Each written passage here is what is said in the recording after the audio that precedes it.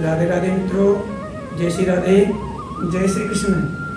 आज हम आपको बताएंगे कि भगवान सूर्य के लिए जल किस प्रकार से चढ़ाना चाहिए, जिससे कि भगवान सूर्य की कृपा प्रत्येक व्यक्ति के जीवन में आनंददायक बरसती रहे। प्रत्येक नर नारी, स्त्री पुरुष भगवान सूर्य के लिए जल अर्पण करते हैं, लेकिन भगवान सूर्य उस जल को स्वीकार नहीं कर पाते, क्योंकि हम विधि के साथ भगवान सूर्य के लिए जल अर्पण नहीं कर पाते हैं।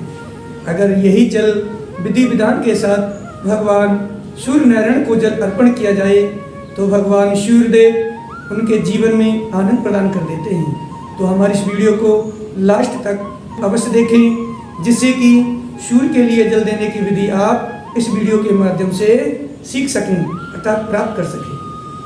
प्रत्येक नर नारी को, स्त्री पुरुष को स्नान आदि से निवृत्त हो जाने के बाद मंदिर में जाकर के, अर्थात मंदिर नहीं जा पाते हैं तो अपने घर पर ही भगवान सूर्य के लिए जल अर्पण करना चाहिए।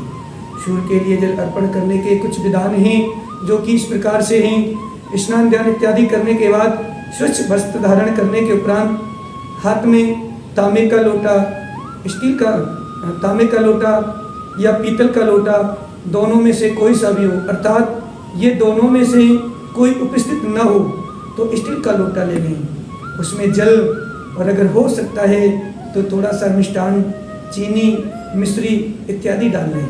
अगर नहीं संभव है तो कोई बात नहीं है, और भगवान सूर्य की तरफ ध्यान करके जल अर्पण करें। किस प्रकार से करना है?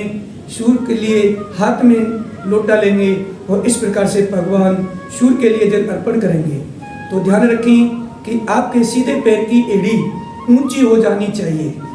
सीधे पैर की एड़ी जब ऊंची रहेगी और दाएं पैर की एड़ी ऊंची, बायां पैर बिल्कुल समतल में होगा तो आप थोड़े से ऊंचे हो जाएंगे और सूर्य भगवान के लिए जल अर्पण करें। जल हमेशा 3 बार में चढ़ाना चाहिए। बहुत व्यक्ति एक बार में भगवान सूर्य के लिए जल अर्पण कर देते हैं, ऐसा नहीं करना चाहिए। ऐसा करने से सूर्य देवता जल को ग्रहण नहीं करते हैं। और जैसे सूर्य के लिए जल अर्पण कर रहे हैं तो एक बार गायत्री मंत्र बोलना चाहिए। जल अर्पण करते हुए दायां पैर की एड़ी आपकी ऊंची है और बोलना है ओम भूर्भुवः स्वः तस्य वितुर्वरेण्यं भर्गो देवस्य धीमहि धियो यो न प्रचोदयात्। इतना मंत्र बोलने के बाद फिर जल को रोक लेना चाहिए। तत्पश्चात 1 सेकंड के ही उपरांत फिर जल दोबारा से शुभ आरंभ कर देना चाहिए। फिर गायत्री मंत्र बोलना चाहिए। फिर गायत्री मंत्र संपन्न होते ही जल की धारा को रोक लेना चाहिए। फिर तीसरी बार गायत्री मंत्र शुभ आरंभ कर देना चाहिए। गायत्री मंत्र शुभ आरंभ होते ही जल की धारा शुभ आरंभ हो जानी चाहिए, और जब तक गायत्री मंत्र चले तब तक वो जल की धारा चलनी रहनी चाहिए।